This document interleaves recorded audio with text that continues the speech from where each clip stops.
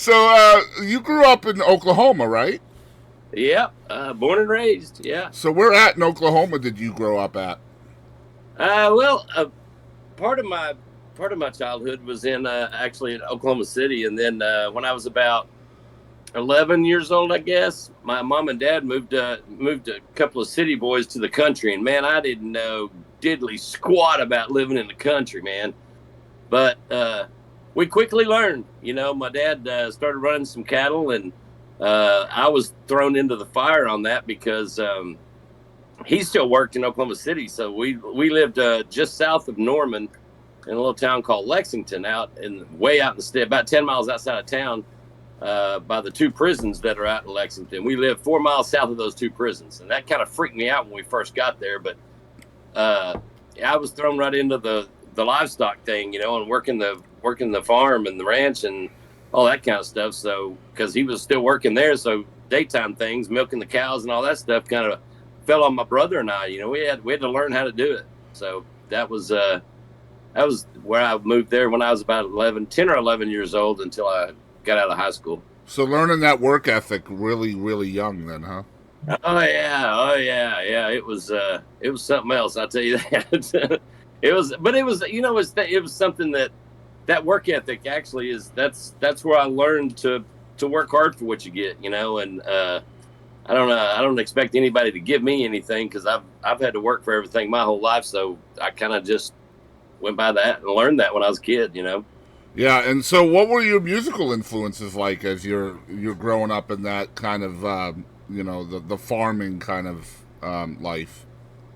Well, I tell you what, my dad got me into the music business, or got me into loving music. Really, he couldn't play a lick, couldn't sing a lick, but man, we had one of the most badass music libraries you could ever have. Man, I was like, you know, from Stonewall Jackson and Marty Robbins and Johnny Cash and all that old school stuff, Hank Williams, and then we kind of evolved into the Waylon Jennings. And man, when he brought Waylon Jennings and Jerry Jeff Walker albums home, man, I was in love.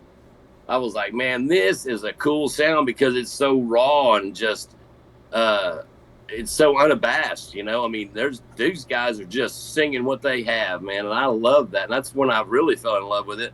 So it was, you know, it was a lot of that Stonewall Jackson and Marty Robbins, Cash, Willie Whalen, Jerry Jeff, Gary P. Nunn. Of course, you know, he was with the Los Gonzos, and that was kind of my kickstart of playing, and then I started kind of playing guitar and playing around in some jam sessions and playing in bands and stuff like that, and um, so that's kind of where I pointed my musical talent, which I didn't have much of that at all, but what little I did have, I was pointing in that direction. Well, you tried it anyway, right? I was driving it, man. I was trying.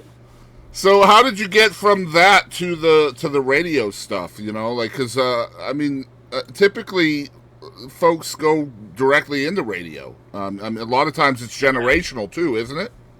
Yeah, kind of. Well, you know, I when I right out of high school, I got married and had my son, and then we. So I was in the army for 3 years, and then once I got out of the army, trying to find my way in life, man. Because you know, I was a an attack helicopter crew chief. There ain't a whole lot of bidding for that going on in this No, world. no. You know, so I mean, I could have went to flight school, but I really wanted to get back home to Oklahoma, and so I started dinging around with jam sessions and making money here and there, and I sold mobile homes for a little while and made a really good chunk of money off the State Fair of Oklahoma one year. So that kind of rode me out for a little while, and then finally my wife was like, "This can't go on. You've either got to pick us or the music." So I quit playing music, and then I just fell into a radio gig, man. I started going to broadcasting school, and I was going at night. And then I ran into a guy named Charlie Jones in Lindsay, Oklahoma. God rest his soul, man. He was an awesome man. And he got me my first radio gig at KBLP there in Lindsay, Oklahoma. So that's So kind of, yeah, just kind of really, I fell into it, man, because I was going to school, but I was spending more time at the radio station learning. and I can learn better just looking and watching and seeing things, man. I mean, I can pick it up real quick, better than I can book smarts, you know? Yeah. So it was really weird. I thought, I'm learning more at the radio station. I think I'd be better off just saving this money that I'm spending on school and just, try my hand at it. Well, he didn't have a place for me. But the funny thing is, the good Lord stepped in about 2 days after I quit school. He called me that night and said, hey, man, my 7 to midnight guy walked out on me. He goes, you want to try this gig? And I said, sure. I had never been on the radio in my life, man. I said, sure, I'll do it. And I did, man. It's one of them things that you learn early on, right? Don't ever say no. Even if you can't do it, say yes. Always say yes. Absolutely. Yeah, I mean, I thought, how hard can it be, man? We're playing records, we're playing CDs. I knew how to do that crap, We had a clock wheel on the wall, you play this from this category, your selection, I mean, hell, I can do that blindfolded, So let's talk about the military. You and I have a little bit in common. So crew chief meant that you were taxiing the helicopters and things like that, right? Yeah, I was taking care of 3 Cobra helicopters at one time. Yeah, I did a lot of that in the military as well. I wasn't a crew chief, but we taxied. I worked at a squadron called HM-14, which was minesweeping helicopters in the Navy.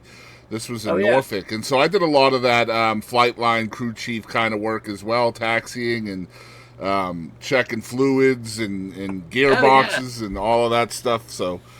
Yeah, doing that was, and I got a lot of stick time too in the Cobras, man, because I had 3 really cool pilots, man, and every time we go flying, they taught me how to fly, man. I even tell my wife to this day, I could jump into a Cobra helicopter, do a flight check in that sucker, jump in the seat, and take off in it.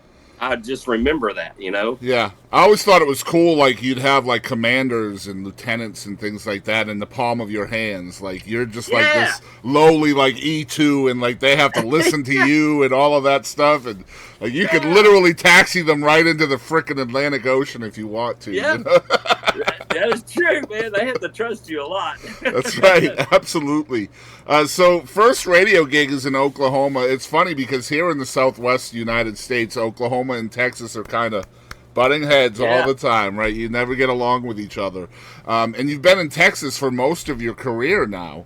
Do you still get the Okie troll? Oh, man, there ain't a damn Longhorn joke or Okie joke, Oklahoma Sooner joke that I ain't ever heard, man. I swear to God, I've heard them all. And people still keep saying them, and I'm like, I heard that 20 years ago, man. But yeah, it was funny when I very first came to Texas.